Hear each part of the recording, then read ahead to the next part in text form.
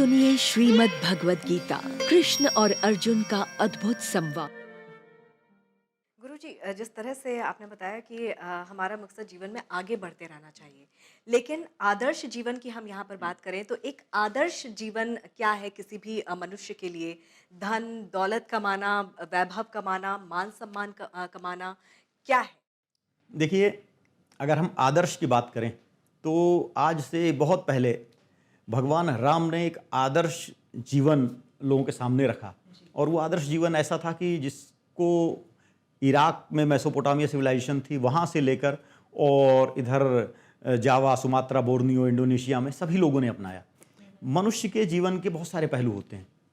वो पुत्र भी है, वो पिता भी है, वो पति भी है, वो राजा भी है। तो किसको किस तरह का कर्म करना चाहिए, उसको उस जीवन में एक आदर्श पिता कैसा होना चाहिए, एक आदर्श पुत्र कैसा होना चाहिए, एक आदर्श भाई कैसा होना चाहिए, एक आदर्श राजा कैसा होना चाहिए, ये सारी बातें भगवान राम ने कही। उसके अलावा भी आदर्श एक ऐसी चीज़ है जिसे हर व्यक्ति ने खुद चुनना है।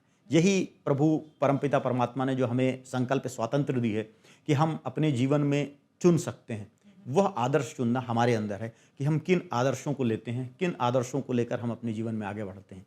जिन आदर्शों को हम अपने लिए चुनते हैं, उसी तरह के विचार हमारे तरफ आकृष्ट होते हैं, उसी तरह का हमारा व्यक्तित्व बनता है। अगर हम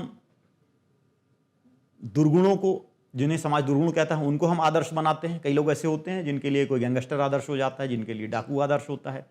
कई लोग ऐसे होते हैं जो कला के क्षेत्र में होते हैं, उनको कला के क्षेत्र के लोग आदर्श लगते हैं। तो जिस तरह का आदर्श हम अपने चुन रहे हैं, इवन जैसे हमारे सनातन धर्म में बहुत सारे देवी देवता हैं, हम जिस देवता को अपना आदर्श चुनेंगे, उस देवता के अंदर जो गुण हैं, धीरे धीरे वो हमारे व्यक्तित्व के अंदर आने लगेंगे। इसलिए हमें अपना आदर्श बड़ी सावधानी से चुनना चाहिए। और ये आदर्श चुनने की अवस्था जो है, ये भगवान ने खुद हर मनुष्य को दी है कि भाई अपना आदर्श खुद चुनो। और इसीलिए मैं ये मानता हूँ कि सनातन धर्म जो है सारे विश्व में सर्वश्रेष्ठ धर्म है, क्योंकि यहाँ आपको चुनने की स्वतंत्रता है। बाकी आप चाहे क्रिश्चियनिटी, इस्लाम ले लो, वहाँ सेट पैटर्न है, वहाँ आपको चुनने की स्वतंत्रता नहीं है। उन्होंने बता दिया भाई ये काम इस तरह से होना है, तो वहाँ आपके देवता भी हैं, आपके भगवान भी हैं, किस तरह से पूजा पद्धति, वो भी हर चीज़ डिफाइंड है और एक ही रास्ते में जाना है आपको। यहाँ पे आपके लिए अनंत ब्रह्मांड खुला हुआ है, अनंत देवी देवता हैं, अनंत तरीके हैं आपके पास। किस तरीके से जीवन जीना चाहते हो, क्या आप जीवन को लक्ष्य बनाना चाहते हो, किस तरह से जीवन व्यतीत करने को आप सार्थक जीवन कहते हो, ये सारी चीज़ें आपको आपके लिए खोल दी गई हैं। और उसको और भी खोल के भगवान कृष्ण ने खुद भगवद गीता में कह दिया है कि जीवन कुछ भी हो, आदर्श कुछ भी हो, लक्ष्य हमेशा आत्मोन्नति होना चाहिए। और एक श्लोक है, शास्त्रों में आया है, त्यजेदेकम कुलस्यार्थे ग्रामस्यार्थे कुलम त्यजेत, ग्रामम जनपदस्यार्थे आत्मार्थे तो पृथ्वी त्यजेत। अर्थात जहाँ पूरे कुल का हित हो रहा हो, तो अगर एक व्यक्ति के हित उसमें बाधा आ रहा हो या आड़े आ रहा हो, तो उस एक व्यक्ति के हित को त्याग देना चाहिए।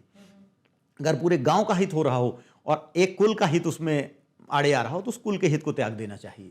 इसी तरह अगर पूरे जनपद का हित हो रहा हो और एक गांव का हित उसमें आड़े आ रहा हो, तो गांव के हित को त्याग दो।